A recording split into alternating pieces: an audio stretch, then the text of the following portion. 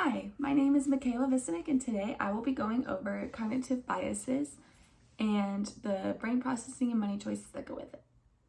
So the first thing I'm going to go over is perceptual processing, which is the way that we as humans use our past experiences in order to process new information.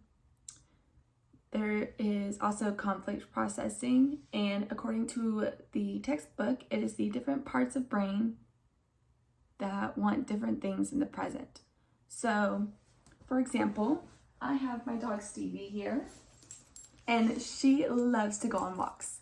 And most of the time, whenever I think about taking her on a walk, I really want to, but then I know that if I do, I might not make it back in time to get to class on time.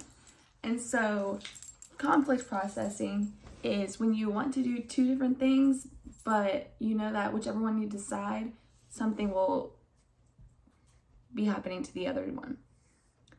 There's also cognitive processing, and this is thinking in the abstract. So what the book says is everything is important, and in the metaphor with the elephant and the rider, this is when the elephant is feeling a lot of emotions, and the rider part of your brain, which is the prefrontal cortex, shuts down because it takes a little bit longer to process this new information, and the elephant is feeling just a bit overwhelmed.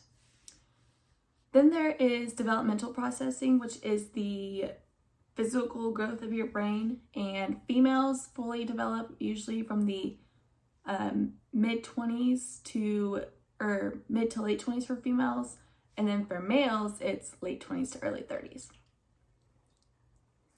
All right, and then we also have the state of mind. So this is when money decisions are vulnerable to your current demeanor.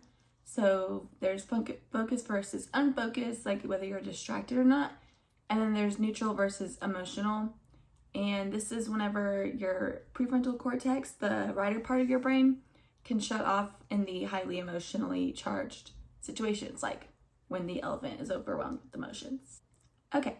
So now for the cognitive biases, we have money-related cognitive bias is the ill-informed financial decisions because of misperceptions and beliefs, which are influenced by emotions and opinions.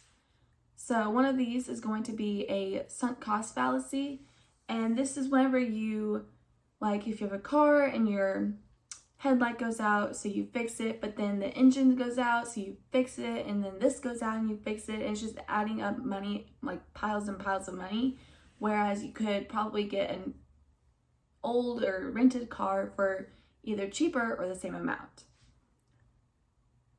In college, for me, a lot of the time it looks like whenever I go out to eat with my friends and I get a plate of food and I don't finish it, I am trying to decide if I should just go ahead and finish it so that I'm not wasting any money, because you don't want to waste money in college. The anchoring effect is decisions influenced by a reference point. So if you ever got into reading the Colleen Hoover books, so say you can get the web version for $10 or the printed version for $20, but then there's also an option you can get the web and the printed version for $20. Which one are you going to choose? Because statistically speaking, it would make more sense to choose the $20 for both, because then you would be paying what you would for a printed, which is what you want anyway. But then there's the web one that would be $10, but you get that included and you can take that anywhere. And so having that would be the best option. One thing that gets a lot of people is the paradox of choice.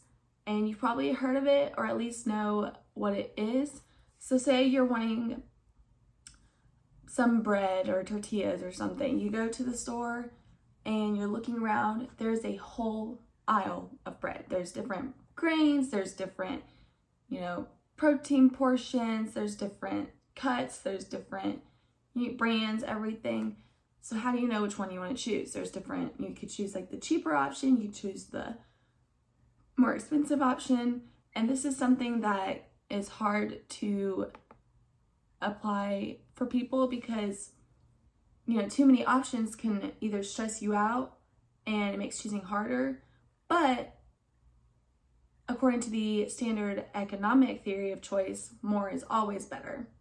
And so being attracted to more and having trouble with choosing more gets kind of tricky. And so that's the paradox of choice, and just having an overload of options and not knowing which one to pick.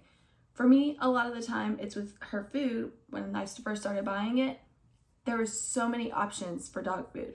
You know, there was for younger, for older, for growing, for protein, for dieting. There's salmon and rice, chicken and rice, veggies and rice. There were so many options. And so finding the one that fit best for her was a little bit difficult in the beginning, for sure. So to conclude, having all this information should be able to help you make more choices for yourself. Knowing that with all these choices, if we're looking at the paradox effect or the paradox of choice, we have all these choices, but knowing what you want and getting the same thing every time, it cuts down on those choices. But knowing those that you have those different choices can help you broaden your horizon. And then with the sunk cost fallacy, just knowing when to move on to the next thing or to keep paying money for what you're contributing it to.